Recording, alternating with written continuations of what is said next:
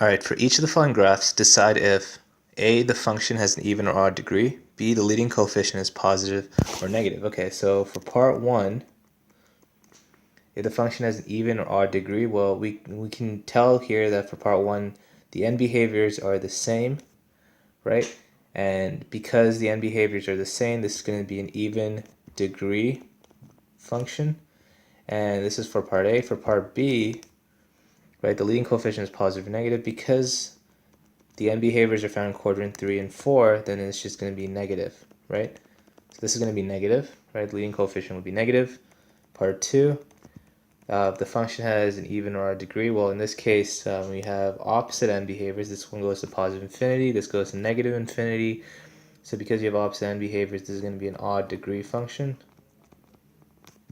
And part B here, the leading coefficient is positive or negative. Well, because you find this in quadrants, this is quadrant 2 and quadrant 4, right? This is going to basically have an even degree. Sorry, did I say even? I meant negative. This is going to have a negative leading coefficient, right? So if it's a negative leading coefficient, you're going to find the end behaviors in quadrants 2 and 4 if it's an odd degree function, right?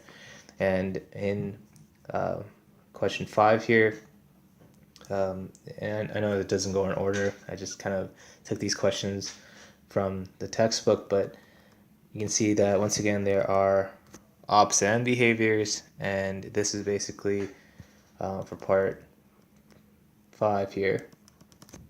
Part A, basically this should be an odd degree function, and for part B here, because you're going to find the end behaviors in quadrants 2 and quadrants 4, then you should expect it to have a negative leading coefficient.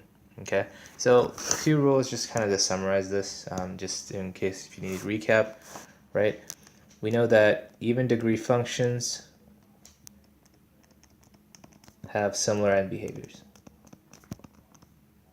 Okay, if the leading coefficient is positive, then we're going to find the end behaviors in quadrants 1 and quadrants 2. If the leading coefficient is negative, we're going to find the end behaviors in quadrants 3 and quadrants 4, right?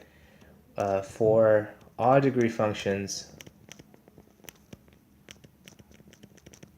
we're going to have opposite end behaviors. We're going to have opposite end behaviors. If you have opposite end behaviors, if A is greater than 0, we're going to basically have the end behaviors that will stem from quadrants 3. I'm just going to clear that one up a little bit. But it's going to stem from quadrants 3 to quadrants 1. And if you have negative end behaviors, it's going to stem from quadrants 2 to quadrants 4. Okay, so keep that in mind, basically, right?